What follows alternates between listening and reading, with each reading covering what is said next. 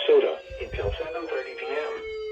At 6:26 p.m., a severe thunderstorm was located over Medford, or near Owatonna, moving east at 30 miles per hour.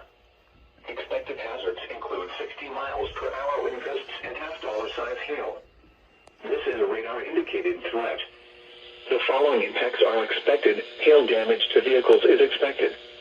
Expect wind damage to roofs, siding, and trees. This severe thunderstorm will be near Claremont around 7 p.m.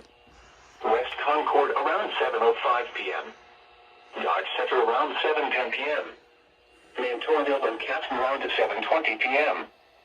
Other locations impacted by the severe thunderstorm include County Roads 20 and 5, Oslo, Concord, Eden, Highway 57 and 570th Street, County Roads 6 and 15, and County Roads 5 and 6.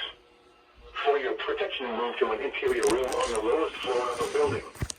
Repeating, a severe thunderstorm warning has been issued until 7:30 p.m. for the following counties: since Dodge, COVID restrictions Minnesota. started to lift.